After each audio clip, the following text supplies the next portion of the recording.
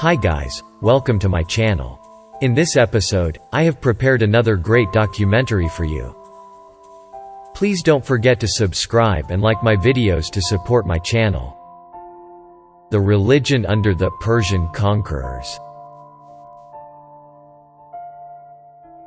The Persians, on their conquest of Egypt, in the year BC 523, began with insulting the Egyptians in their religious feelings, by killing the bull Apis, and by breaking to pieces the statues of the gods.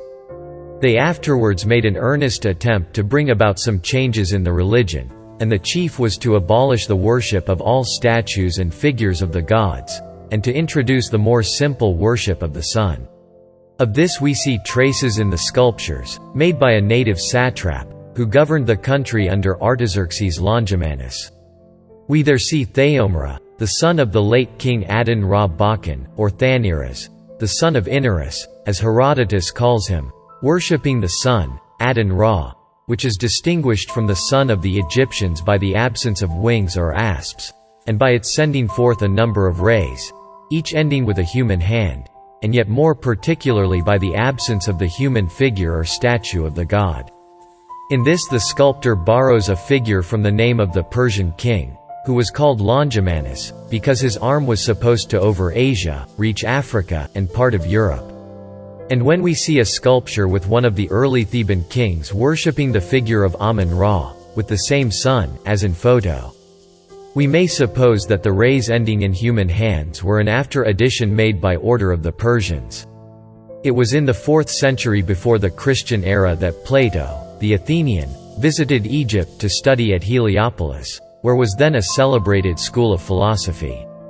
The country was at the time independent, and under the rule of a native sovereign, but it had been for a century oppressed by the Persian conquerors.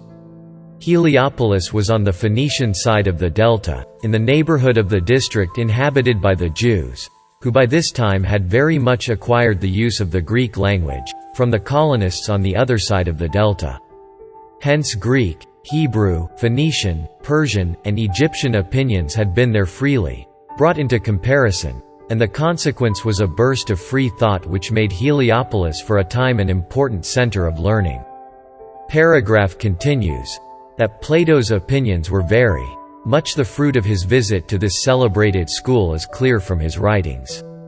Here he may have gained better views of a future state of rewards and punishment, but here he may have lost somewhat of the pure morality before taught to him by Socrates. He seems to have been more particularly pleased with the Egyptian mysticism. But had Plato's philosophy died with himself, it would claim little notice here. It is the writings of his followers that make us note its rise as important in the history of Egyptian opinions. Thank you for watching.